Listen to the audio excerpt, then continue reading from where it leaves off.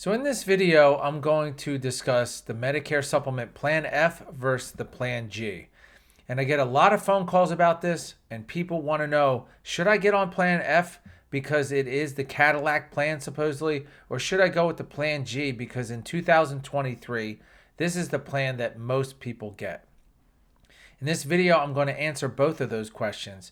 And in most of my videos, I give you the raw data so that you can make a decision on what the best plan is for you. If you don't know who I am, my name is Brian Monahan. I've been working with people going on to Medicare and people on Medicare for the past 15 years. And today, this is going to be a very short video because it's pretty simplistic.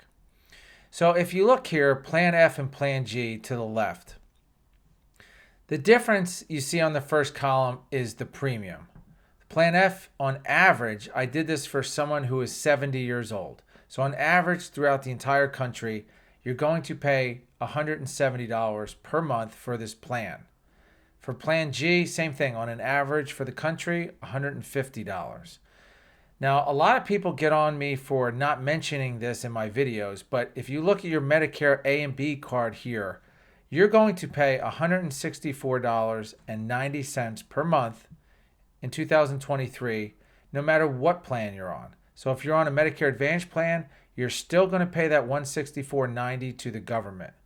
If you choose Plan F or Plan G, you're still going to pay that $164.90 to the government.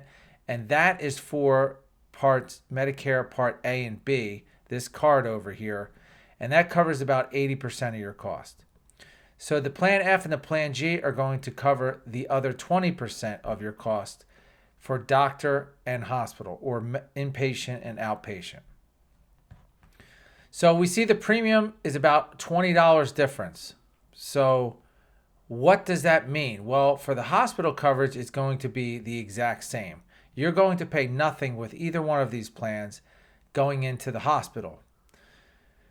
The real difference between G and F is G has a $226 a year Part B deductible that you have to pay, and F, you do not pay anything for the year. So if you go to the doctors a couple times, you're going to pay $226, maybe $100 one time, maybe $126 the next time, and then you're done with your deductible. With Plan F, there's going to be no deductible. So let's move down and look at some of the math. So like I said, for the A and B card, you're going to pay $164.90 per month. And then with these two plans, if you look at Plan F, you have your premium $170 times 12. Each month you pay $170. For the year, you're going to pay $2,040. For Plan G, it's going to be $140 times 12 months, which equals $1,800. But then you're going to add that $226 deductible, and it comes out to $2,026. So as you can see, it's less than $20 difference between these two plans for the entire year when you break it down by the year. So if you look up here, back at the chart, what do you get with this? Well, you get inpatient and outpatient completely covered with both of these plans. So you have your hospital, your doctor, your specialist, your ambulance, physical therapy, CAT scans, MRIs. All of these things are covered 100% by the F plan and 100% by the G plan, except for $226 for the entire year for the G plan. Now, skilled nursing has the same thing.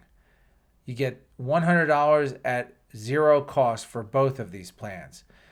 So before I get into the drug plan and the dental, vision, and hearing, most people want to know, well, how do you even make a decision?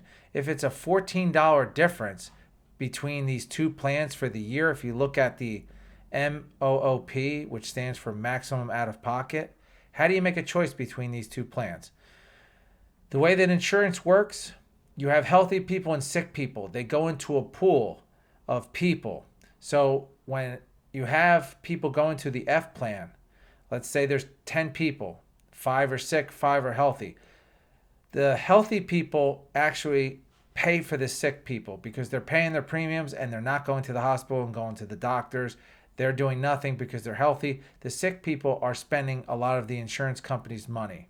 So with the F plan, you're only eligible to get in the F plan if you were eligible for Medicare prior to 2020.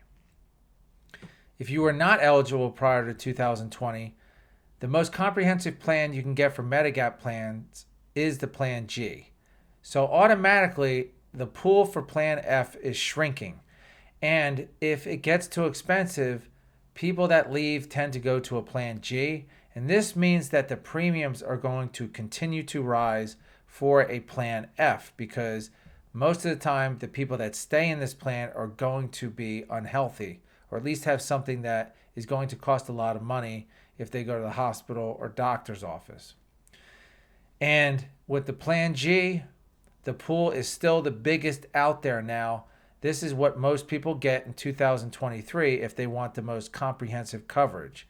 So that's why you would get the Plan G over the Plan F. It's not the $14 you're going to save over the entire year, obviously.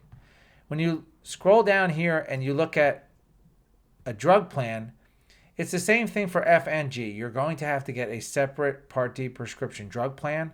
They're going to range between $5 and $35 for most people. I always tell people you're going to pay between $10 and $20 for your plan.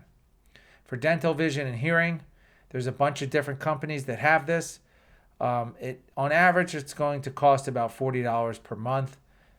The thing that you want to do is ask your dentist which plans he takes, and then you want to start looking because dental is really the biggest nightmare when it comes to insurance. And if you know which plan your dentist takes, that's the best start because then you can start looking at those plans as opposed to just looking at dental plans all over the place. I hope this video helped. It was pretty short, but Plan F and Plan G are still both the premier plans in 2023. But if you're going to choose something and you want to stay in a plan that has a bigger pool, you're going to want to look at the Plan G. Thanks for watching. My book link is in the description box below. You click on the link, you go directly to the book. It's free. It doesn't cost you anything. You don't have to put your phone number in. You don't have to put your email. It goes right to the book. You can read it. It's about 20 pages long, and it has all the information that I think is pertinent to what people need to know when they're turning 65 or if they're on Medicare and they want to know more about all these plans. Thanks for watching the video, and I'll see you at the next one.